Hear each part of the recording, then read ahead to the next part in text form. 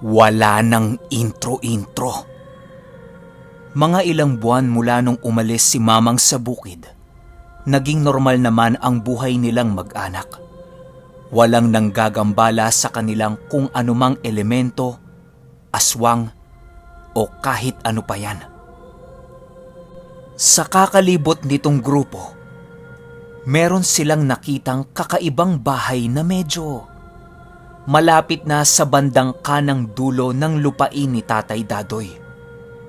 Magara ang bahay na yon. Ayon kasi sa lola ko na itong mga panahong ito, kapag nakayero yung bahay ninyo, ibig sabihin meron na kayong kaya sa buhay. Bukod sa nakayero na ang bahay nun, magara din yung pintura. Nagtataka itong grupo kasi unang beses lang nilang nakita yung bahay na yon. At saka yung may-ari doon, hindi pa nila nakikita. Isipin nyo naman kasi, ilang buwan lang yung lumipas, tapos may nakatayo na kaagad na bahay doon. Sa isip-isip nila, baka dahil sa sobrang daming nangyari sa buhay nila, hindi lang nila namalaya na meron na palang magarang bahay ang nakatayo doon. Dala ng kuryosidad, nilapitan nila yung bahay para sipat-sipatin yun. Malayo pa lang sila, may nararamdaman na kaagad silang kakaiba. Yung pakiramdam na naramdaman nila nung minsan sila ay kinuyog ng mga aswang. Pero paghawi nila nung mga nakaharang na halaman, nakita nilang maayos naman tapos walang bakas na aswang ang nakatira doon. Kasi kadalasan kapag aswang ang nakatira, merong maraming aso, madilim yung bahay, may malaking kawa sa gilid ng bahay, tapos wala kang makikitang kahit na anong puno na merong matutulis na bunga tulad ng langka, guyabano, durian, at kung ano-ano pa. Pero yung bahay na yon, napapaligiran ng mga langka. Habang nagmamasid sila, bigla na lang merong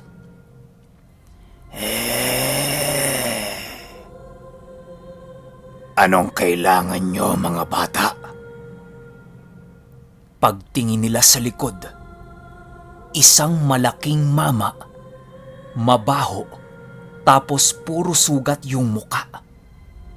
Sa gulat nilang grupo, napatakbo sila papasok sa loob ng bakuran nung bahay.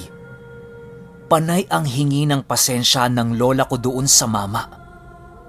Pero yung mama, tatawa-tawa lang, tapos nanatiling nakatitig sa kanila. Ayon sa lola ko, iba ang singaw ng katawan nung mama na yon. Tapos pansin nila na hindi kumukurap ang mga mata nun at talagang nakatitig lang sa kanila. Ilang segundo lang ang lumipas. Dahan-dahang tumulo ang laway nung mama na yon at humakbang papalapit sa kanila. Ang sabi ni Tatay Fernando, Manong, taga dun lang po kami kila Tatay Dadoy ho." Biglang nanlaki yung mata nung mama at ngumiti yun. Ang sabi niya, "Kila Dadoy ba kayo? O sige, dito na kayo lumabas." Nung lalabas na sila, may narinig silang sipol.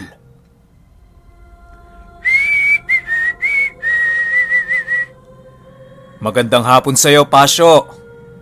Mukhang marami kang huling isda Isda ba talaga yan?" Pagtingin ng grupo, si Tatay Dado yun. Hawak-hawak yung palakul niya at meron siyang barya na kinikiskis sa dulo nito. Pagbalik nila ng tingin kay Pasyo, Nakaluhod na yon sa lupa, nanginginig at walang tigil ang laway nito sa pagtulo. Sumagot yun ng, "Toy! Toy! Tama na! Mga isda yan! Nangako naman ako sa'yo, di ba? Hindi ako papatay! Ayoko na! Ayoko na!" Paglapit ni Tatay Dadoy, pinulot niya yung nahulog na isda ni Pasyo.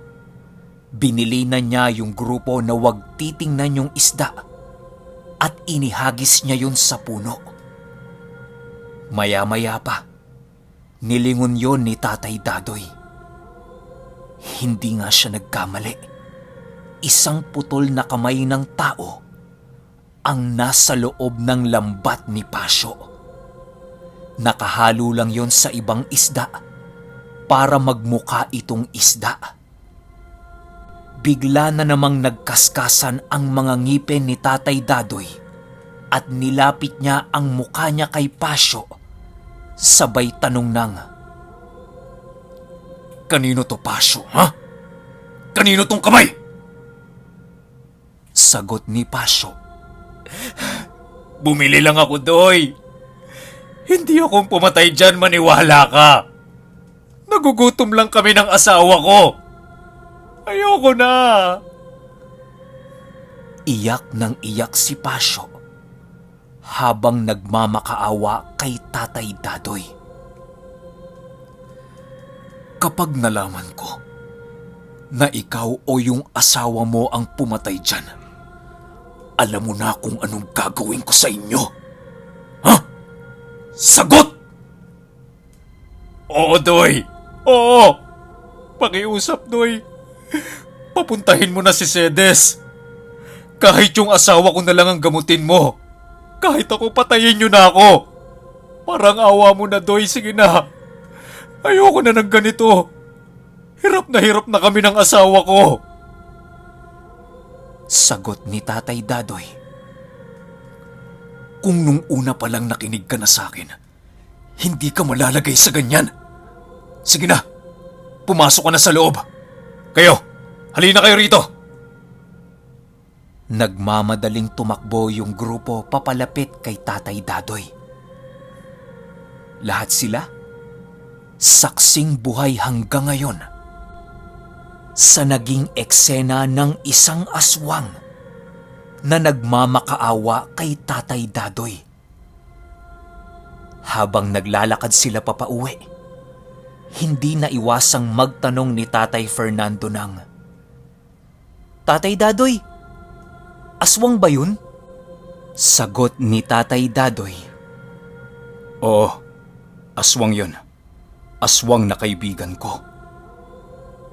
Nagulat itong grupo dahil buong buhay nila alam nilang galit na galit si Tatay Dadoy sa isang aswang at agad niya yung pinapatay kapag nasa harap na niya. Tapos magkakaroon siya ng kaibigan na aswang? Ang dami nilang tanong kay Tatay Dadoy nun, hanggang sa tinanong ng lola ko yung, "Tay Doy, matagal na ba yun dyan?" Sagot ni Tatay Dadoy, "Hindi, 1 buwan pa lang." Tanong ni Tatay Fernando, bakit nandyan sila, Tatay Dadoy? Bakit lumapit pa sa'yo?" "Hihingi sila ng tulong kay Mamang. Mga nayanggaw yan, pero hindi ko kayang gamutin. Pinadaan kasi sa hangin yung yanggaw. Pumasok sa mga sensitibong parte ng katawan nila. Si Mamang lang ang nakakaalam kung papaano ang gagawin." Sagot ni Tatay Fernando, "Puntahan natin si Mamang, Tatay Dadoy. Madali lang naman tayong makakapunta dun eh." Sagot ni Tatay Dadoy, "Hindi pwede. Nasa malayong lugar si Mama ngayon. Hindi tayo makakapunta doon. O kahit sino man sa atin." Wala na silang naging tanong at naglakad na lang sila papauwi. Pagkarating nila sa bahay, Tinipon lahat ni Tatay Dadoy ang mga naroroon, maging ang mga tauhan niya. Nagbilin siya na 2 buwan mula sa araw na yon, magsisimula ulit silang gumapas. Habang wala pang gapasan sa lugar nila, pwede silang makigapas sa ibang lupain.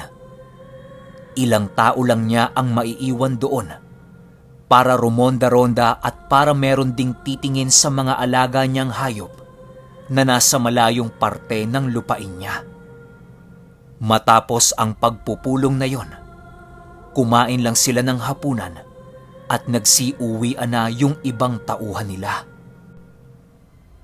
Paglalim ng gabi, habang nag-uusap sila sa labas ng bahay, biglang dumating yung nanay ng lola ko. Nagulat sila kasi kasama ni Mamang yon, di ba? Bakit bigla siyang bumalik ng bukid tapos iniwan niya si Mamang? Lahat sila puro ganyan ang tanong dito sa nanay ng lola ko. Ayon sa kanya, nung bumalik silang dalawa ni Mamang sa panabutan, unang araw pa lang nila, meron na kaagad tumawag kay Mamang para hingiin ang tulong nito. Meron kasing binarang sa panabutan. Pero ang masaklap, dating kaibigan ni Mamang yung mambabarang na yon, kaya hindi niya mapatay-patay. Pilit pinapakiusapan ni Mamang na lisanin na yung biktima. Pero ayaw nung mambabarang. Gawa ng buhay din pala ang kinuha nun. Kaya ang gusto nung mambabarang, buhay din ang maging kapalit. Walang ibang pagpipilian si Mamang kundi patayin ang mambabarang na yon. Matapos gawin ni Mamang yan, sa loob ng 1 linggo, parang 2 beses lang nakakasama ng nanay ng lola ko si Mamang. Palagi yung umaalis, tapos uuwi lang kapag madaling araw na. Amoy na amoy niya rin si Mamang na sobrang lansa ng katawan. Tapos may isang gabi pa na naabutan niya si Mamang na basang-basa ng dugo yung mahabang buhok nito. Sinubukan niyang tanungin kung ano ang nangyayari. Pero hindi sumasagot si Mamang sa kanya. Hanggang sa 1 buwan ang lumipas, at di na yon umuwi sa bahay nila sa panabutan. Natatakot siyang umalis. Baka kasi biglang umuwi si Mamang tapos wala siya sa bahay. Kaya yung araw na yon, ang sabi niya sa sarili niya, kapag hindi umuwi si Mamang buong araw, lalakad siya ng hapon papunta ng bukid para sabihin na kung ano ang nangyayari sa kanila sa panabutan. Nang marinig nilang lahat yan, lahat sila natakot. Lahat sila nangamba. Kasi baka may kung ano na namang nangyayari kay Mamang eh. Sagot ng tatay ng lola ko, baka naman nabarang na rin si Mamang. Biglang natawa si Tatay Dadoy. Ang sabi niya, "Huwag kayong mag-alala. Nangyayari talaga yan kay Mamang. Isa sa mga kaibigan niya ang nakapasan sa kanya ngayon. Talampok kung tawagin ni Mamang." Lahat sila nagtaka. Kasi bakit may dugo si Mamang sa buhok? Tapos parang baliw. Ang dami nilang tanong kay Tatay Dadoy. Nang sumagot yun ang, "Kapag nakapasan kay Mamang ang talampok, papatay at papatay yon ng mga demonyo, aswang, o kahit na anong uri ng engkanto na papasok sa teritoryo niya." Nakakatakot ang talampok. Binabawi lang nito yung mga tulong na binigay niya kay Mamang sa pamamagitan ng paggamit niya sa katawan ni Mamang.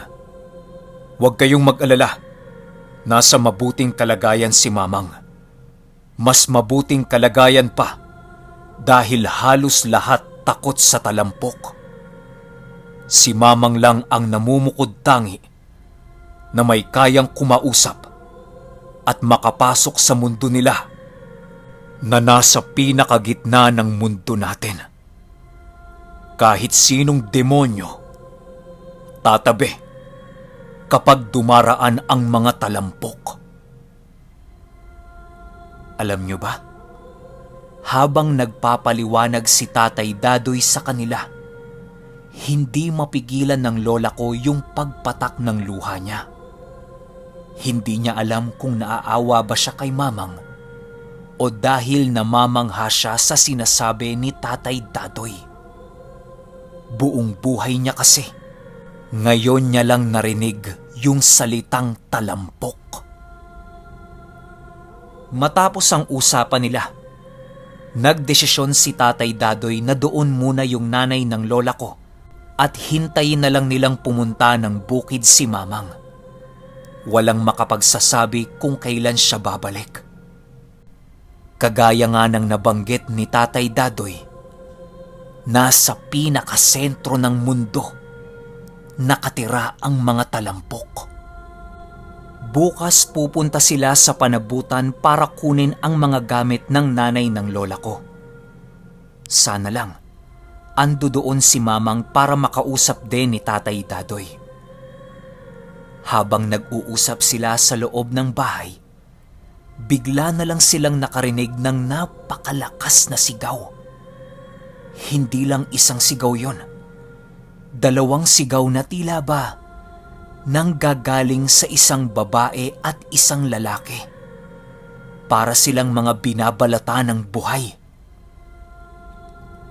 Nataranta kaagad sila sa loob ng bahay, habang itong si Tatay Dadoy, kalmadong-kalmado lang habang nakapikit. Tanong ni Tatay Fernando dito, "Tatay Dadoy, ano yun? Mga kamag-anak pa rin ba ni Uklang yun?" Natatawang sagot naman ni Tatay Dadoy, "Ha? Hindi. Si Pasyo yon tsaka yung asawa niya. Baka mga nagpapalit ng balat." Sabay nilabas ni Tatay Dadoy yung ulo niya sa bintana nila at sumilip siya sa langit. Matapos niyang gawin yon, ang sabi niya, "Kaya naman pala sila naghihiyawan. Duguan ng buwan. Ngayon ang unang dugo ang buwan ng mag-asawa. Kaya makakaramdam sila ng matinding sakit. Hayaan nyo, titigil din yan." Sa tinagal-tagal kasing walang nagparamdam sa kanila, parang nanibago itong pamilya ng lola ko. Kasi nga, ilang buwan silang natahimik, di ba? Ilang oras lang ang lumipas, humupa na yung mga nakakatakot na sigaw na narinig nila. Dala ng kuryosidad, nagtanong ang lola ko kay Tatay Dadoy kung ano ba ang nangyayari sa mga aswang kapag duguan ang buwan. Pinatipon ni Tatay Dadoy yung grupo.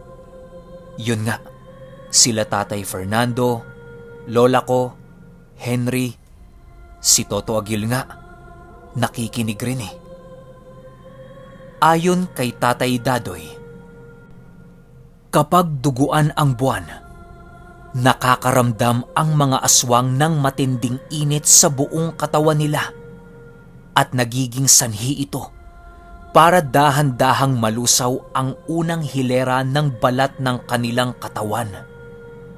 Mula sa laman nila, aangat yung init para umusbong yung pinakaunang hilera ng balat nila. Sobrang sakit niyan para sa mga baguhang aswang. Lalo na kung wala naman sa lahi ninyo ang pagiging aswang. Tapos, nabiktima ka lang ng pangyayanggaw.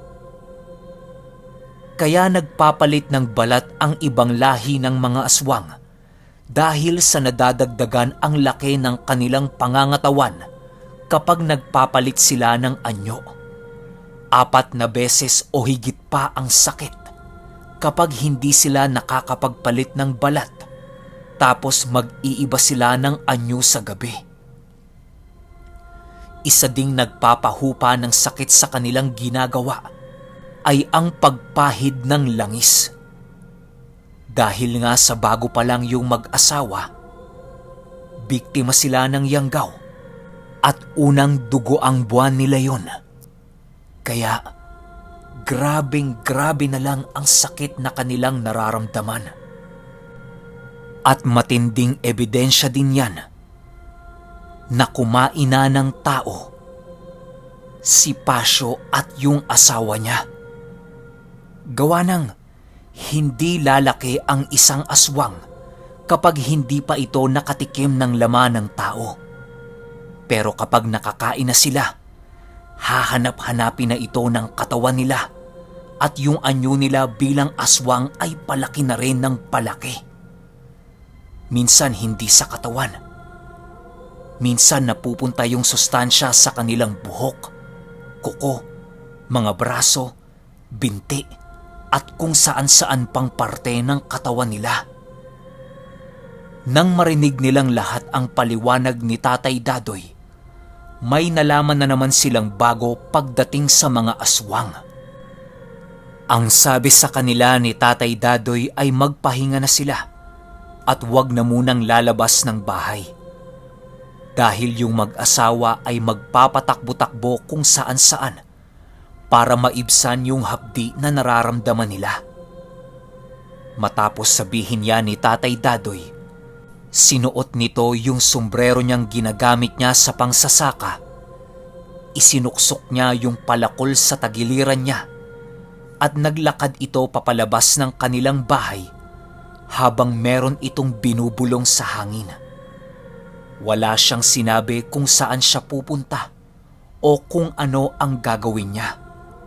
Basta na lang ito lumabas ng bahay nila. Matapos yan ay nagsipuntahan na sila sa kani-kanilang mga kwarto.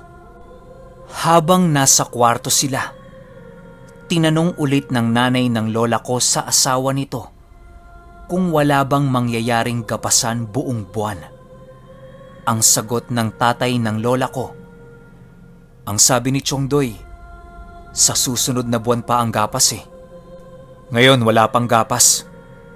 Mga kakao, kape, at iilang pananim lang ang pwedeng gapasin. Tapos konti pa.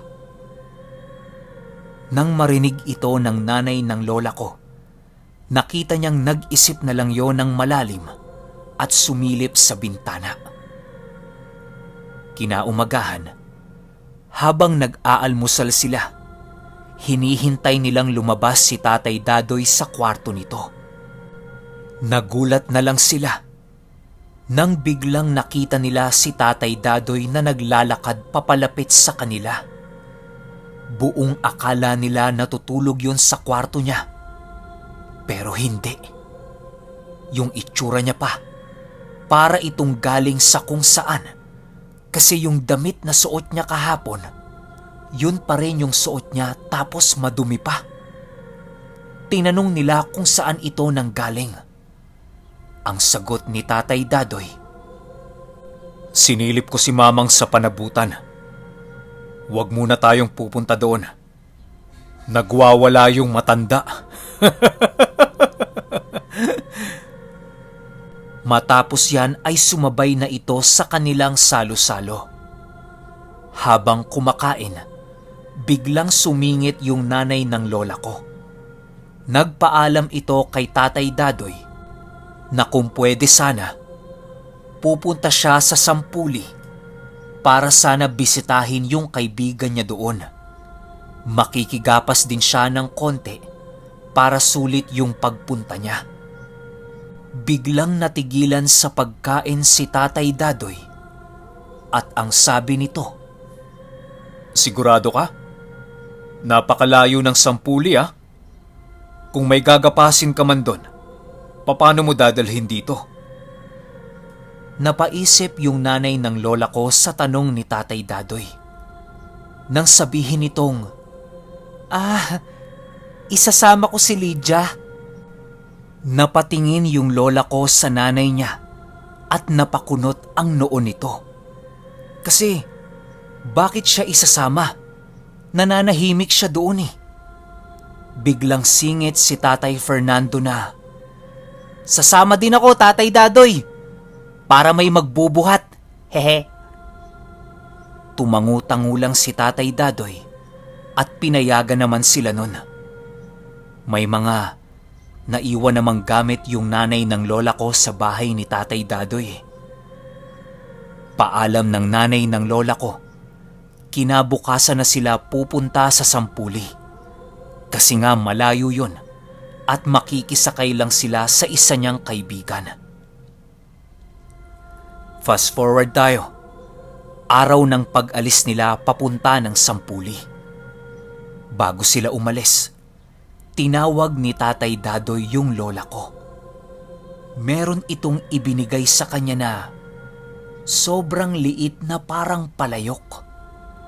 Alam niyo yung itsura ng palayok, di ba? Gawin niyong kasing laki lang yon ng tansan. Ganon siya kaliit. Tapos merong malambot na bagay sa loob na kulay itim. Ang sabi sa kanya ni Tatay Dadoy, "Hindi naman delikado kung sabayan kayo ng Sampuli. Pero hawakan mo na yan. Kapag may nanggulo sa inyo doon, tao man, aswang, o elemento, ipasok mo lang yung daliri mo sa loob niyan at iusog mo yung malambot. Ha?" Tumangu lang yung lola ko kahit wala siyang ideya kung ano ba yung binigay sa kanya ni Tatay Dadoy. Wala rin siyang naramdamang kakaiba sa bagay na yon. Matapos yan ay tumungo na nga sila sa Sampuli. Oh, para sa mga taga Del Norte, alam ko na alam nyo yung binabanggit kong lugar. Halos nasa kadulu-duluhan na yan. Kaya talagang malayo. Uulitin ko lang, napakalayo ng lugar na tinatawag nilang Sampuli. Makalipas ang ilang oras na biyahe, nakarating na nga silang tatlo sa Sampuli. Merong lugar doon na hindi nakakayaning pasukin ng sasakyan dahil bukod sa makipot ang daan doon, puro putik din yung paligid kaya hindi talaga kakayanin ng sasakyan. Mula sa puntong yun, naglakad silang tatlo para tawirin yung napakalawak na bukid. Sa dulo kasi naghihintay yung kaibigan ng nanay ng lola ko.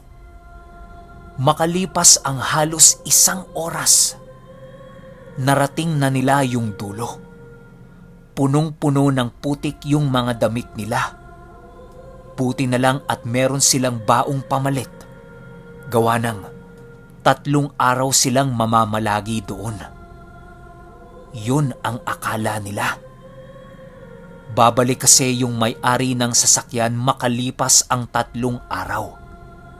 Sakto naman yun para sumabay sila pabalik sa bukid kung nasaan sila Tatay Dadoy. Yun kung aabutin sila ng 3 araw. Unang araw nila sa Sampuli. Wala namang kakaiba. Pero maraming magkakatabing kubo doon. Di tulad sa bukid ni Tatay Dadoy na sobrang magkakalayo yung mga bahay-bahay.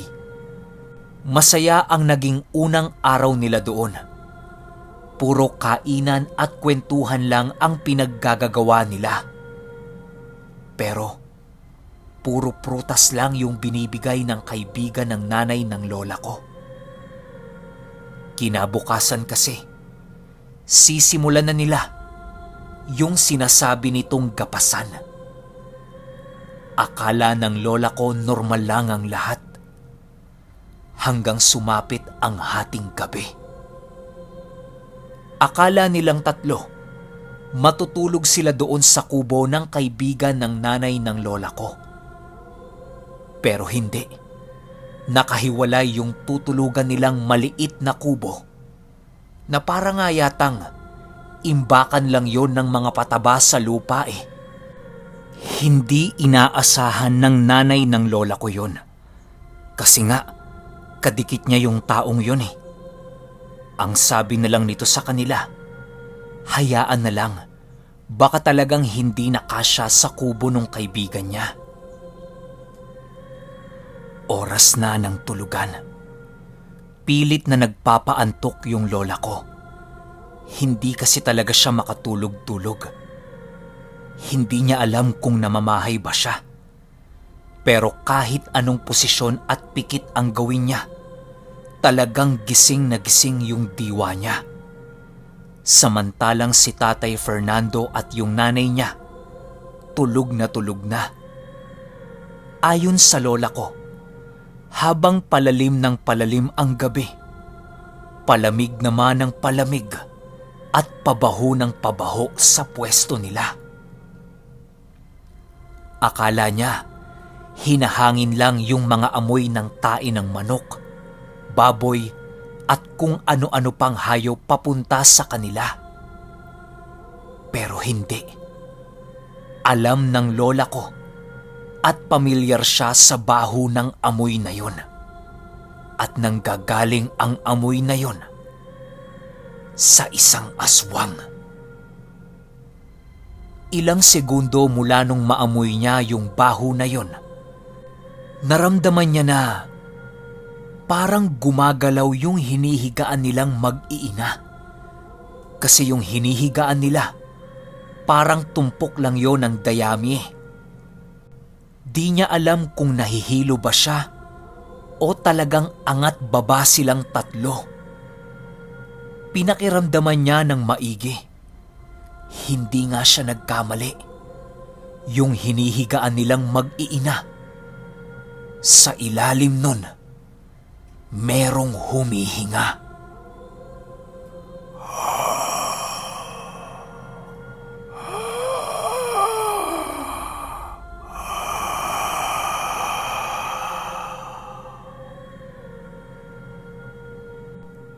Nanlaki ang mata ng lola ko sa naramdaman niya. Dahan-dahan siyang tumingin sa nanay niya at kinalabit niya ito. Nagising kaagad ang nanay niya at ang sabi ng lola ko, "Nay, may humihinga sa ilalim ng higaan natin." Parehas nilang pinakiramdaman yung sinabi niya. Pero bigla yung nawala. Ang kaso lang, nag-iwan yon ng amoy bugok na itlog sa pwesto nila.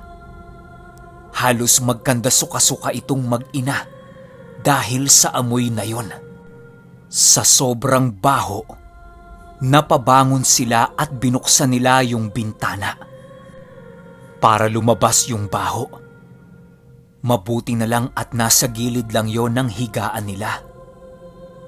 Pagbukas nila nung bintana, bumungad sa kanila ang dalawang nilalang na nakatuwad.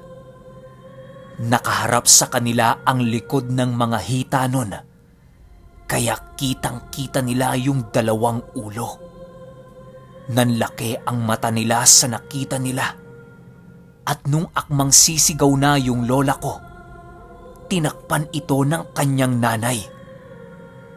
Bilang maliwanag ang buwan ng mga panahong yun, nakita nilang parehong nakapikit yung dalawang aswang. Dahang-dahang tumutuwad yun at bigla na lang walang tigil na suminghot sa lupa at parang mga baliw na tumakbo habang tawa sila ng tawa. Nanginginig na lumingon yung nanay ng lola ko sa kanya at nagsalita ito ng, "Nasa bahay tayo ng aswang. Sa ilalim ng higaan natin sila nagtatago. Gisingin mo si Fernando. Tatakbo tayo papunta sa bahay ng kaibigan ko." Nung nagising na si Tatay Fernando, tatakbo na sana sila palabas ng bahay nang biglang bumukas ang pintuan nito. Dahan-dahan pa ang pagbukas ng pintuan na gawa sa kawayan kasabay ng paglangit-ngit nito. Napaatras yung mag-iina at napunta sila sa sulok. Nung nakatiwangwang na yung pintuan, may narinig silang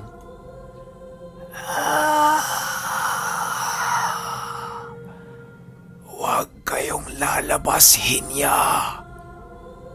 Dito lang kayo ng mga anak mo."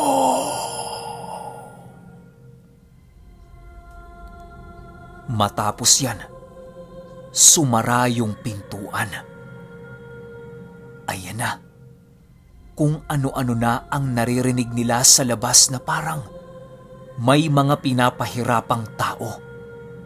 Sa kulit nito ni Tatay Fernando, sumilip siya sa bintanang nakabukas.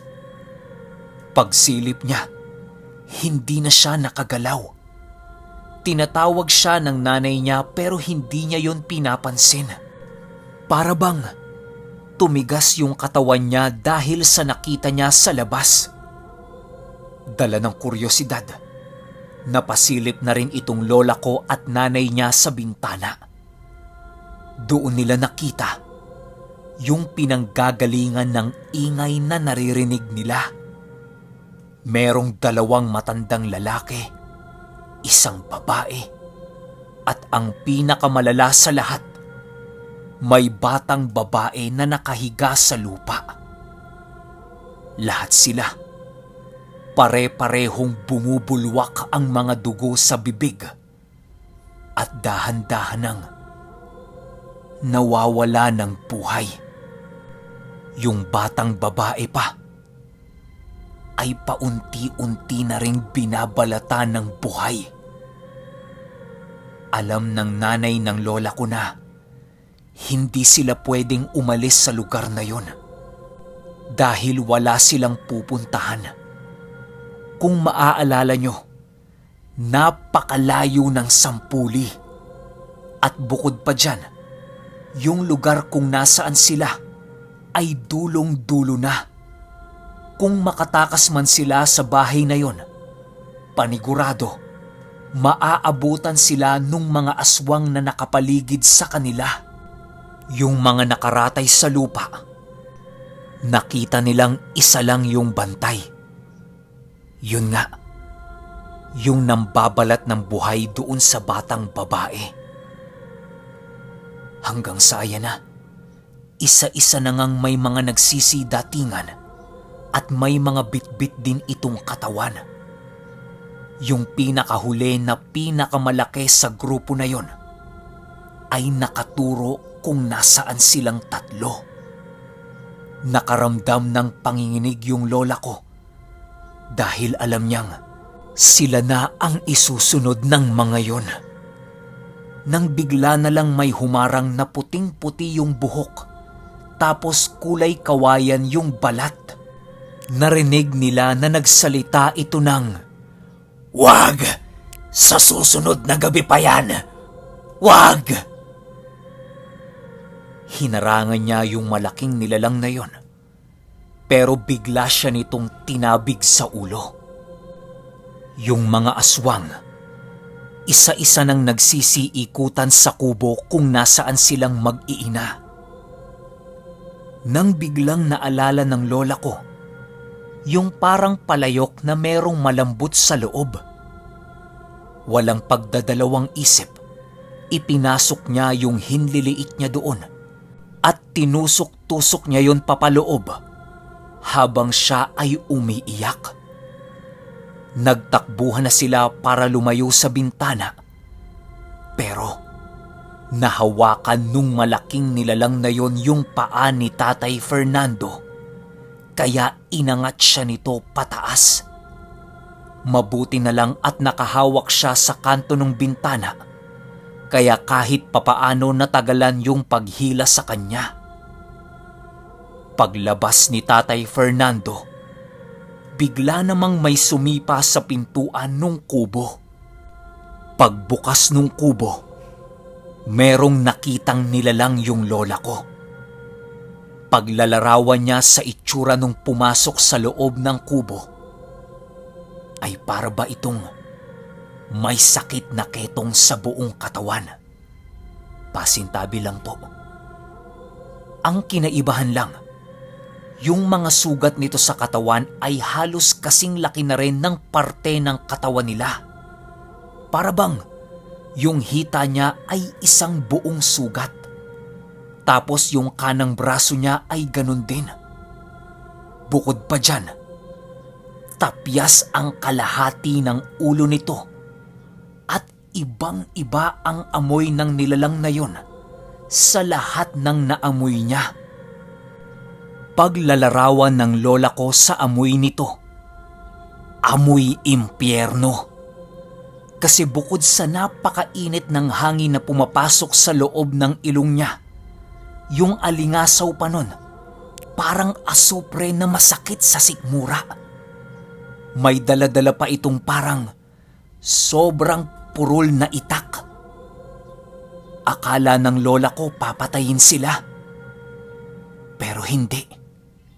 Hinatak silang mag-ina papalabas ng bahay at dinala sila sa isang puno. Maniwala kayo o hindi, hindi lang isa ang nakita ng lola ko na ganun. Hindi bababa sa 20 o 30 ang bilang ng nakita niya. At lahat ng yun, walang awang pinagpapapaslang ang lahat ng aswang na nasa baryo na yun. Laking pasasalamat na lang ni Tatay Fernando dahil nung nahataw ng itak yung lalaking humatak sa kanya, ay nakatakbo siya sa butas nung ilalim ng kubo. Saksing buhay itong lola ko at si Tatay Fernando sa pinaggagawa nung mga nilalang na naaagnas na yung mga katawan sa mga aswang. Bukod sa pinagtatataga nila ito, walang awa nilang kinakain ang mga laman loob nito na para bang sarap na sarap pa sila. Huling narinig nila ay yung may sumigaw na, "Hinya!"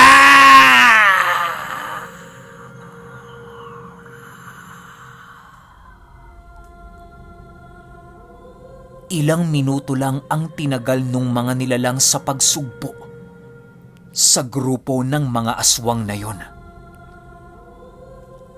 Maya-maya pa, naghukay sila ng naghukay.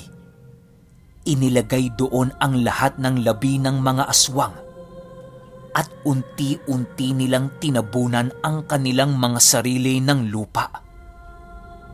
Matapos yan, biglang tumakbo si Tatay Fernando papalapit sa kanila. Ni isang katawan sa buong lugar na yon ay wala nang natira. Pati yung mga inosenteng namatay ay isinama ng mga bangkay sa kanilang libingan. Takot na takot yung mag-iina at hindi nila alam kung anong gagawin nila. Kaya bumalik sila sa kubo kung saan sila nanggaling. Buong gabi silang nandoon, naghihintay ng taong sasaklolo sa kanila. Hindi na nila alam kung anong oras nun, nang bigla na lang may narinig silang halinghing ng kabayo.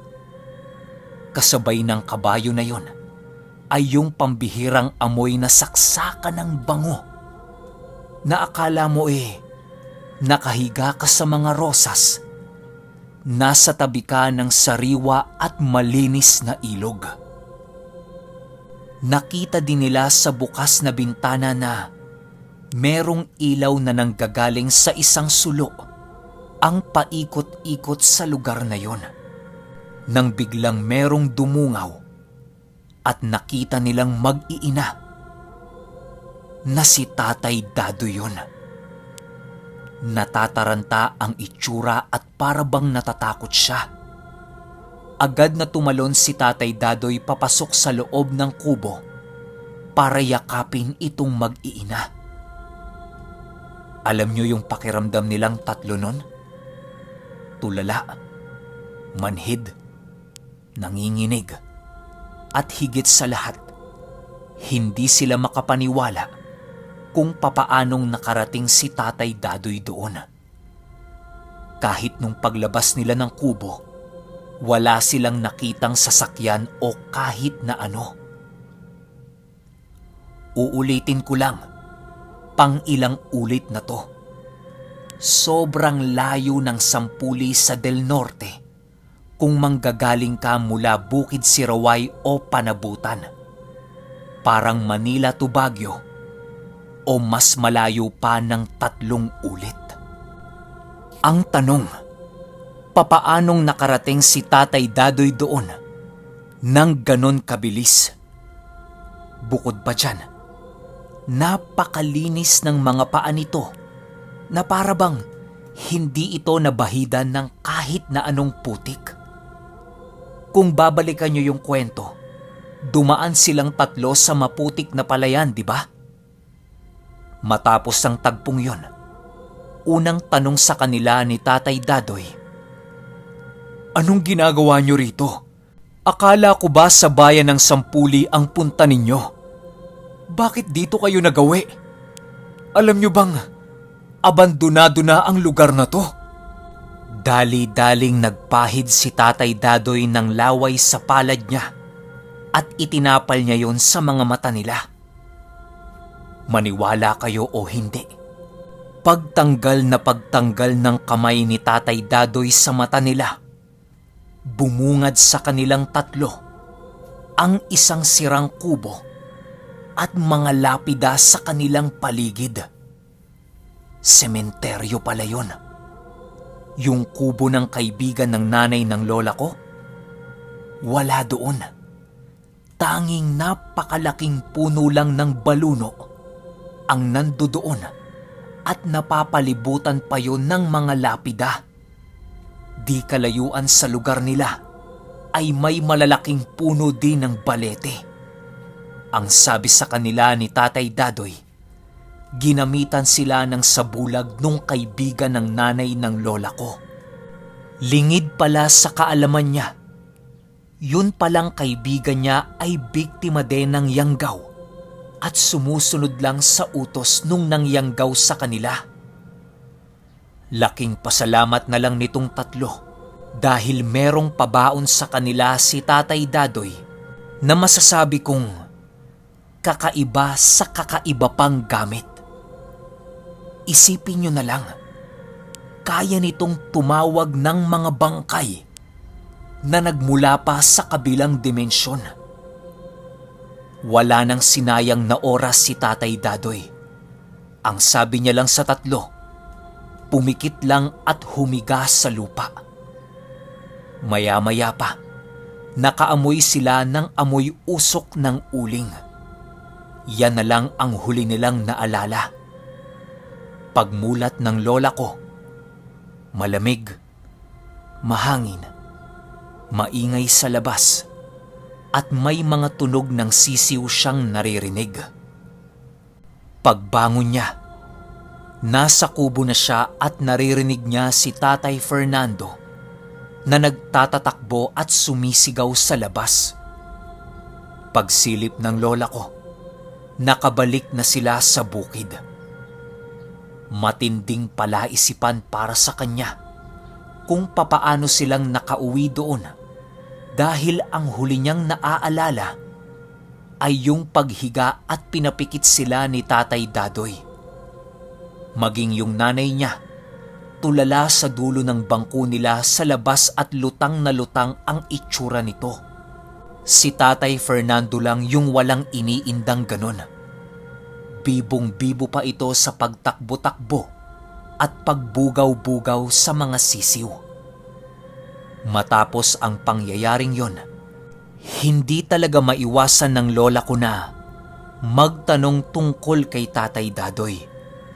Kasi kahit papaano, noong mga panahong yon, may sapat ng isip ang lola ko para magtanong ng mga kakaibang bagay.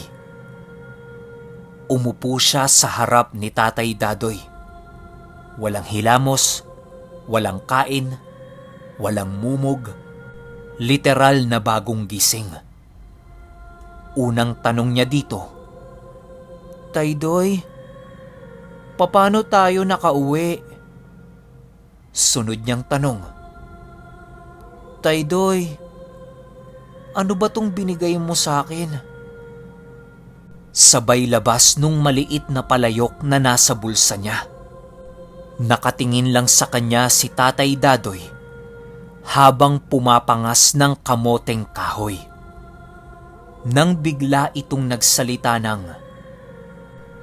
"Sinamahan tayo ng kaibigan ko, kaya mabilis tayong nakauwi dito." Sabay nguso sa puno ng balete. Nakita ng lola ko na ando doon yung puting kabayo ni Tatay Dadoy, nakatayo sa gitna ng puno. Sunod na sinagot ni Tatay Dadoy ay yung maliit na palayok na kung tawagin ay pusong.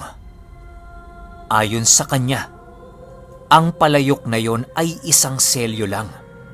Ang pinaka-importante doon ay yung pinipisil na malambot sa loob.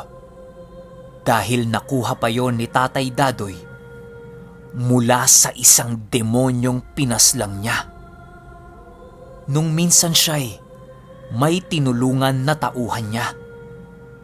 Mula sa lupa natin, binaba ni Tatay Dadoy ang impyerno gamit ang kanyang espiritual na katauhan para wakasan ang espiritual na buhay ng demonyo. Gamit-gamit niya ang palakol na pinanday nila ni Manong Baste para mawasak yung baluti ng demonyo at mapasok niya yung puso nun. Tanging dampilang ang nagawa ni Tatay Dadoy, kaya sobrang liit na bahagi lang ng puso nito ang nakuha niya. Matapos yan, napagaling niya yung anak ng tauhan niya at bumalik siya sa mundo natin. Nabitbit ang kapiraso ng puso ng demonyo. Nilagay niya yon sa maliit na palayok na selyo na ginawa pa ni Mamang. Dagdag pa ni Tatay Dadoy, "Marami akong gamit na masasabi kong gamit ng masama. Yan ang nagpapatunay na tao lang ako. At kaya kong gamitin ang gamit ng mabuti at ng masama. Sa ngayon, ginamit ko ang isa sa mga masasama kong gamit para protektahan ang mga mahal ko sa buhay. Alam kong maiintindihan ako ng Diyos sa ginawa ko. At alam kong alam din ng ating Diyos yung tinatawag na balanse. Merong mabuti at merong masama. At kahit sinong tao, kayang gamitin yan. Huwag mo lang aabusuhin ang gamit ng masama dahil patuloy ka nitong lalamunin hanggang sa hindi mo na alam ang ginagawa mo na. Nakakasakit ka na ng ibang tao. Palagi mong tatandaan na dapat malakas ang pananalig mo sa Diyos, lalo na't gagamit ka ng mga pinagbabawal na aral ng mga masasama." Matapos magsalita ni Tatay Dadoy niyan, tumayo ito. Ngumiti. Lumiwanag ang aura. Binunot ang palakol niya at tumuro sa direksyon kung nasaan ang panabutan.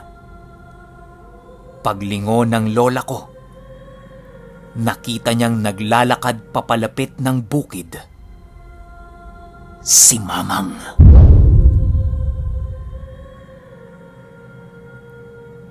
Woo! Woo! Grabe! Ako lang ba? O kayo rin?